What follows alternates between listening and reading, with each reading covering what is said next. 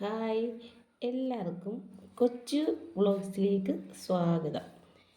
ഇന്ന് നേരം വെളുത്തപ്പം പിള്ളേർക്ക് എന്നും ചപ്പാത്തി ഉണ്ടാക്കി കൊടുത്ത് പിള്ളേർ പറയും എന്നും ഓരോ ഐറ്റം ചപ്പാത്തി അമ്മ ഉണ്ടാക്കി തരുന്നേന്ന്. അപ്പോൾ ഇന്ന് വേറെ ഒരു ഇനത്തിലോട്ട് പോകാമെന്ന് വിചാരിച്ചു, ഒന്ന് മാറ്റിപ്പിടിച്ചാലോ എന്ന് തോന്നുക. അപ്പോൾ ഇന്ന് രണ്ട് കിഴങ്ങൊക്കെ ഒന്ന് പുഴുങ്ങി ഒരു സവാളയൊക്കെ എടുത്ത് അതിനുള്ളിൽ അല്പം മസാലയൊക്കെ തേച്ച് എന്തെങ്കിലും ചെയ്ത് അവരെ ഒന്ന് പറ്റിക്കാമെന്ന് വിചാരിക്കുക. ഇതിനെ നമുക്ക് നന്നായിട്ടൊന്ന് ഉടച്ചെടുക്കാം. നല്ലതുപോലെ വൃത്തിയായിട്ട് നന്നായിട്ട് വെന്ത കിഴങ്ങ. കഴിഞ്ഞ ദിവസം ഞാൻ മേടിച്ചത് അത്രയ്ക്ക് നല്ല കിഴങ്ങല്ലായിരുന്നു, പക്ഷേ ഇത് കൊള്ളാം. നന്നായിട്ട് പൊടിയുന്നുണ്ട്, നല്ല കിഴങ്ങാണ്. ചില സമയത്തൊക്കെ നമുക്ക് മേടിച്ചാൽ ഇവിടെ കിട്ടുന്ന ചില സമയത്ത് കിഴങ്ങൊന്നും അത്രയ്ക്ക് നല്ലതല്ല, നന്നായിട്ട് വെന്തുടയത്തില്ല. ഇത് നല്ല സൂപ്പർ തന്നെയാണ്. ഇന്ന് ഇതൊന്ന് ഉണ്ടാക്കി നോക്കട്ടെ.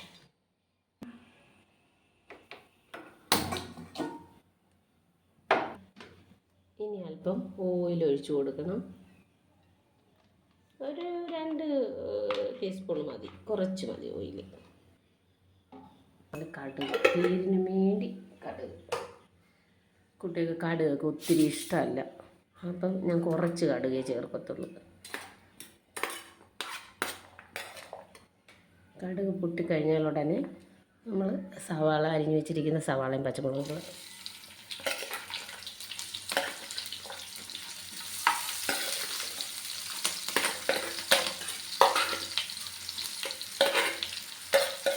ഞാൻ ഒരു സവാള ഇത് ചേർത്തിട്ടുള്ളൂ, 2 പച്ചമുളക്, ഒരു സവാളയും 2 പച്ചമുളക് ഞാൻ ചേർത്തിട്ടുള്ളൂ.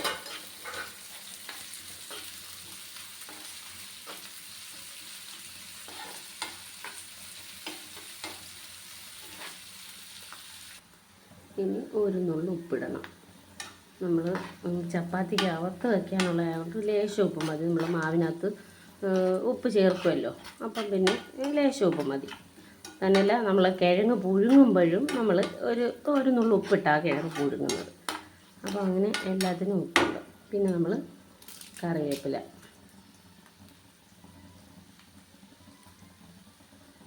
വീട്ടിൽ തന്നെ കറിവേപ്പിലയാണ്.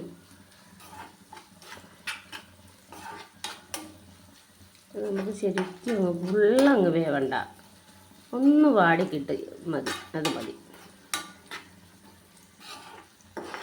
ഇനി ഒരു നുള്ളു മഞ്ഞൾപ്പൊടി, ഒരു ലേശം മതി, കാരണം ഒരു ചെറിയ കളറിന് വേണ്ടി.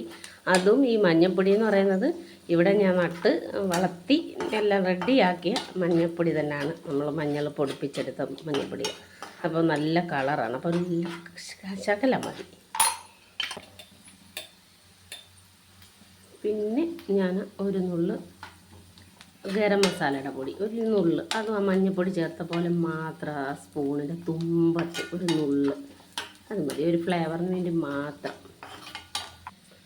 ഇതിൻ്റെ പരിപാടി തീർന്ന്. അപ്പോൾ ഇത് നമ്മൾ ഓഫ് ചെയ്യുക.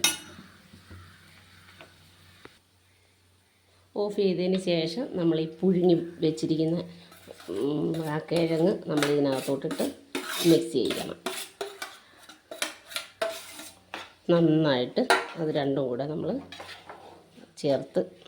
ഉടച്ച് ചേർത്ത് വയ്ക്കണം. ഇതാണ് നമ്മളിനി ആ ചപ്പാത്തിക്കകത്തോട്ട് വയ്ക്കേണ്ടത്. അപ്പം നന്നായിട്ട് ഉപ്പും മസാലയും നമ്മളിട്ടേ അതെല്ലാം പിടിക്കണം.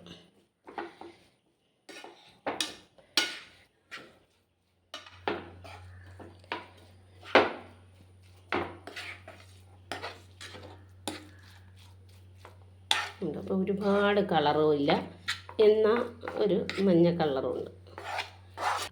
നമ്മളിപ്പോൾ ചപ്പാത്തിക്ക് പരത്തുന്ന പോലെ അല്പം പൊടി തൂവിയിട്ട് നമ്മൾ പരത്തണം.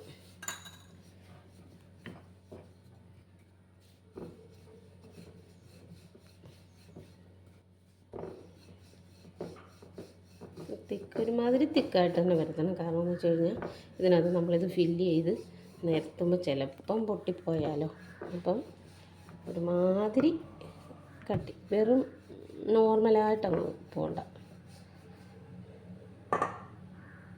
നമുക്ക് ഈ വെച്ചിരിക്കുന്ന ഇച്ചിരി മസാല എടുത്ത് ഇതിനകത്തോട്ട് വെച്ച് കൊടുക്കാം.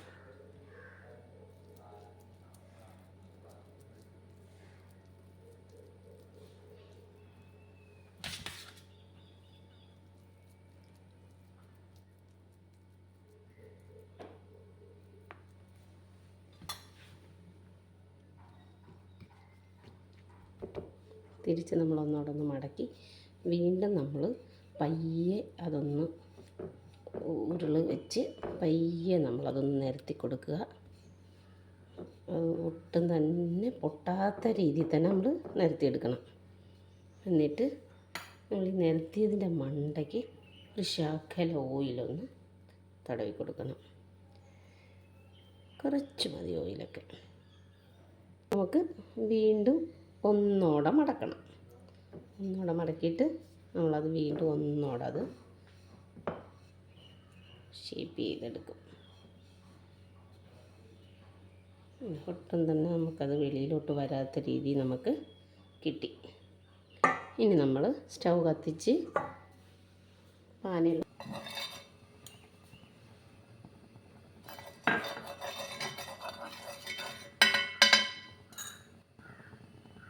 വെച്ച് കൊടുത്ത് ചെറിയ മീഡിയം തീയിൽ നമ്മളത് വേവിച്ചെടുക്കണം. അപ്പോൾ അത് എണ്ണയൊക്കെ തൂങ്ങി നമ്മൾ തിരിച്ചിട്ട് നമ്മൾ സ്പൂൺ വെച്ചൊന്ന് നന്നായിട്ട് നമക്കിയൊക്കെ കൊടുക്കണം. കാരണം അത് ഉള്ളൊക്കെ വെന്ത് നന്നായിട്ട് വരണ്ടേ.